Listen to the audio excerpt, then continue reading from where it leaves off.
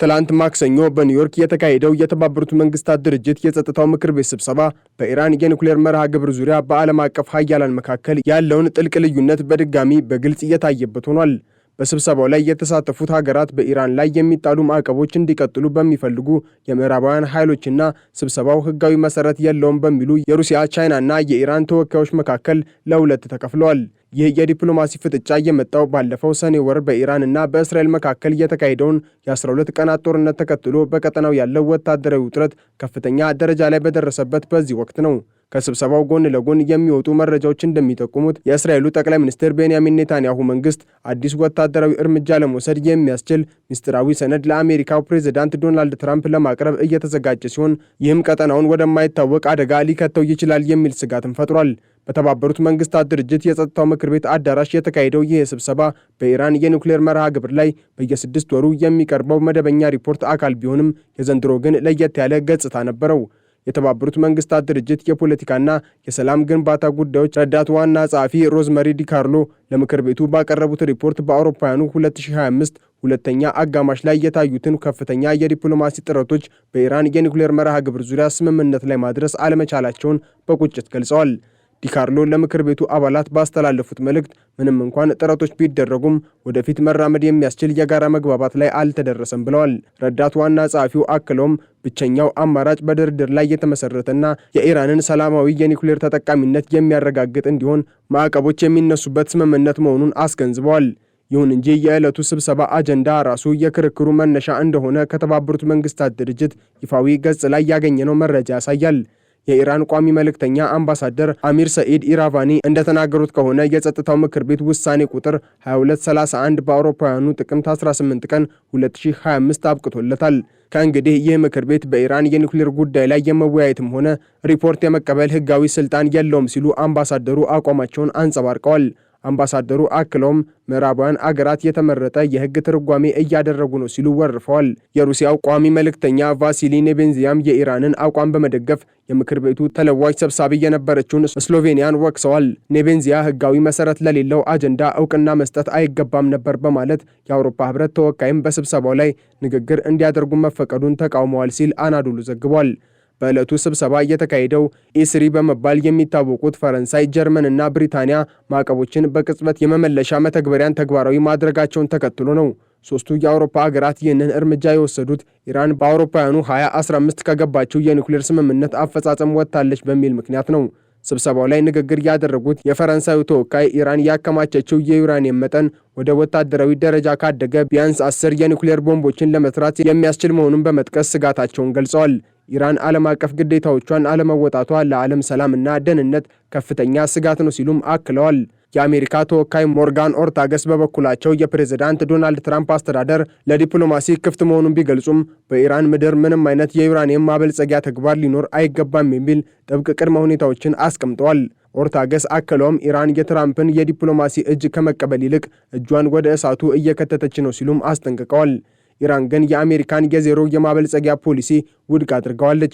አምባሳደር ኢራቫኒ የፍትሃዊ ድርድር ሳይሆን ፍላጎትን በኃይል መጫን ነው በማለት ምላሽ መስጠታቸውን የኢራኑ መህር ኒውስ አስነብቧል። የእስራኤሉ ጠቅላይ ሚኒስትር ቤንያሚን ኔታንያሁ በታህሳስ ወር መጨረሻ ላይ ከፕሬዝዳንት ዶናልድ ትራምፕ ጋር በፍሎሪዳ በሚገኘው ማር አላጎ ለመገናኘት ቀጠሮ ይዘዋል። እንደ እስራኤል መገናኛ ብዙሃን ዘገባዎች ከሆነ ኔታንያሁ ለትራምፕ የሚያቀርቡት ምስጢራዊ የደህንነት ፋይል ኢራን የኒውክሌር መሳሪያ ባለቤት ለመሆን የደረሰችበትን ደረጃ በዝርዝር የሚያሳይ እንደሆነ ጄሩሳሌም ፖስት አስነብቧል። እስራኤል አሜሪካን ወደ አዲስ ወታደራዊ እርምጃ ለመግፋት እየሞከረች ሲሆን ኔታንያሁ ለትራምፕ የሚያቀርቡት ፋይል ከያዛቸው ዋና ዋና ነጥቦች መካከልም ኢራን በድብቅ በገነባቻቸው ተቋማት ውስጥ የዩራኒየም ማበልጸግ ሂደቷን ወደ ወታደራዊ ደረጃ ማሳደጓን የሚገልጽ መረጃ ይገኝበታል። የኢራን ሚሳኤሎች የኒውክሌር ራሶችን ተሸክመው ረጅም ርቀት መጓዝ እንደሚችሉ የሚያሳይ ጥናት እንዲሁም እስራኤል በቀጠናው ሰላም ሊመጣ የሚችለው የኢራን አገዛዝ ሲወገድ ብቻ ነው የሚል ጽኑ አቋም ያላቸው ነጥቦችም ተካተውበታል። የኢራን የኒውክሌር ፍጥጫ በመካከለኛው ምስራቅ ብቻ ሳይሆን በዓለም አቀፍ ደረጃም ከፍተኛ ተጽዕኖ እንደሚኖረው ይገመታል። ሳውዲ አረቢያና የተባበሩት አረብ ኤምሬትስ የኢራን ኒውክሌር መታጠቅ በመካከለኛው ምስራቅ የጦርነት እሳትን ይለኩሳል የሚል ስጋት አላቸው። ሳውዲ አረቢያ ኢራን ኒውክሌር ቦምብ ከታጠቀች እርሷም ተመሳሳይ እርምጃ እንደምትወስድ መግለጿ ደግሞ ስጋቱን አባብሶታል። ይህ ደግሞ መካከለኛው ምስራቅን ወደ ኒውክሌር ሽኩቻ ቀጠና ሊለውጠው ይችላል ሲል ሚድል ኢስት ሞኒተር ዘግቧል። ሩሲያና ቻይና ደግሞ ኢራንን እንደ ስትራቴጂካዊ አጋር በማየት በምዕራባውያን የሚጣሉ ማዕቀቦችን ይቃወማሉ። ቻይና ከኢራን የምታገኘው የነዳጅ አቅርቦት እንዲስተጓጎል አትፈልግም። ሩሲያ በበኩሏ አሜሪካ በቀጠናው ያላትን የበላይነት ለመቀነስ የኢራንን መኖር ትደግፋለች። ይህ የታላላቅ ሀያላኑ ሽኩቻ በጸጥታው ምክር ቤት ውስጥ የጋራ መግባባት እንዳይኖር አድርጓል።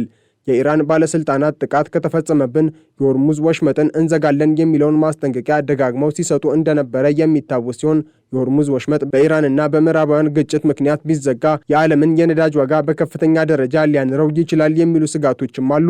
በኒውዮርክ የታየው ፍጥጫ የሚያሳየው በኢራን የኒውክሌር ጉዳይ ላይ የነበረው ዓለም አቀፍ ስምምነት ሙሉ በሙሉ መክሸፉን እንደሆነ ሮይተርስ አስነብቧል። አሁን ያሉት አማራጮች እጅግ ጠባብ ሆነዋል። በአንድ በኩል አሜሪካና እስራኤል ኢራን የኒውክሌር መሳሪያ እንዳትታጠቅ ማንኛውንም እርምጃ እንወስዳለን በሚለው አቋማቸው ጸንተዋል። በሌላ በኩል ኢራን ሉዓላዊ መብቴ ነው የምትለውን የዩራኒየም ማበልጸግ ስራዋን አላቆመችም። የተባበሩት መንግስታት ድርጅት በሀያላን አገራት ሽኩቻ ምክንያት አቅም እያጣ መምጣቱ በቀጠናው ሊነሳ የሚችለውን ጦርነት ለመክታት የሚያስችል ተቋም እንዳይኖር አድርጓል። በዚህም የተነሳ የትራምፕና ኔታንያሁ ስብሰባ ውጤት የዓለምን የወደፊት ዕጣ ፈንታ ሊወስን ይችላል።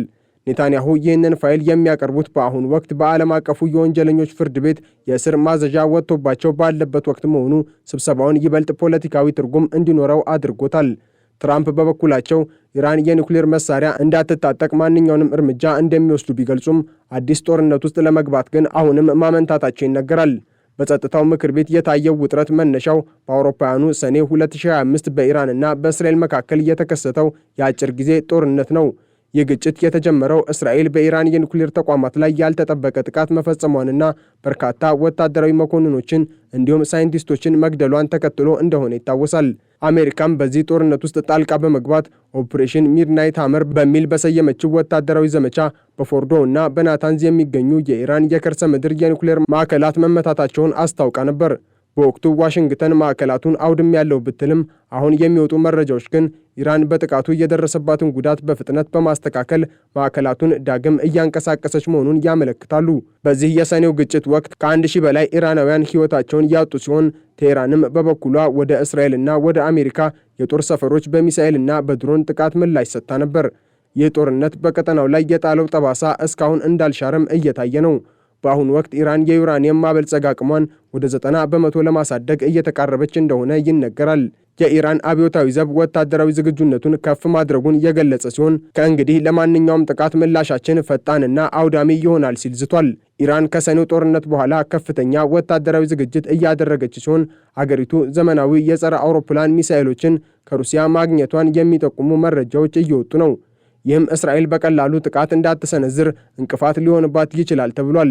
በሌላ በኩል የአሜሪካ የውስጥ ፖለቲካና የትራምፕ አስተዳደር አዲስ ጦርነት የመጀመር ፍላጎት አለመኖሩ ለዲፕሎማሲው ትንሽ ዕድል ሊሰጠው ይችላል የሚሉ መላምቶች እንዳሉ የሲኤንኤን ዘገባ ያሳያል።